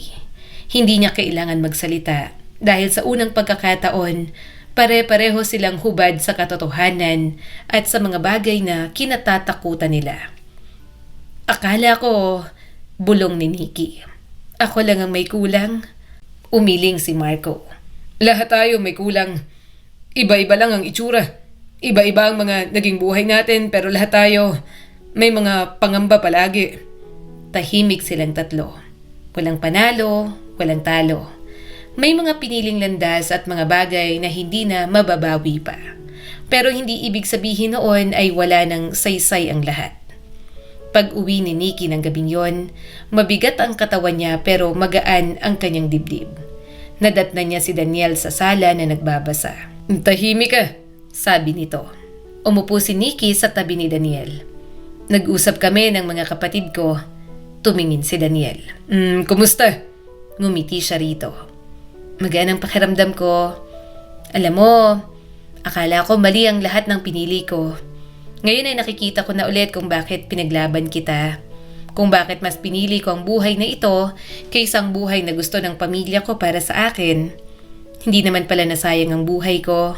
Iba lang ang naging bunga at iba lang ang naging kahulugan ng saya para sa akin, Daniel. Niyakap siya ng kanyang asawa at hinalikan sa noo. Hindi siya naging doktora, hindi niya natupad ang pangarap ng mga magulang niya. Pero may mga anak siyang mabubuti. May asawang nanatili, may buhay na puno ng pag-ibig at sakripisyong hindi nasusukat ng kahit anong titulo na pwede niyang makuha. Sa huli, hindi pala iisa ang anyo ng tagumpay. At sa pagtanggap na yon, tuluyang gumaan ang bawat hakbang ni Nikki sa mga susunod pa nilang tatahakin sa kanilang mga buhay. Ang kwento ni Nikki ay nagtuturo na ang buhay ay hindi nasusukat sa mga titulong nakamit, yaman o inaasahan ng lipunan, kundi sa lalim ng pagmamahal, sakripisyo at mga ugnayang nabuo natin sa pagdaan ng panahon. Ipinapakita nito na ang bawat desisyon ay may kapalit.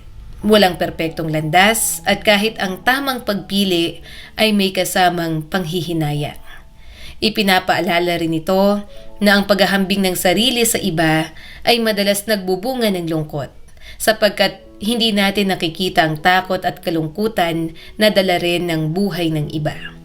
Sa huli, ang tunay na kapayapaan ay dumarating kapag tinanggap natin ang sariling landas. Hindi bilang pagkatalo, kundi bilang isang buhay na may saysay, pinanday ng pagmamahal, responsibilidad at pagpiling manatili kahit mahirap. Muli, ako po si Skylar Guro at sana ay may bago na naman kayong natutunan sa kwento natin ngayon. Maraming salamat po.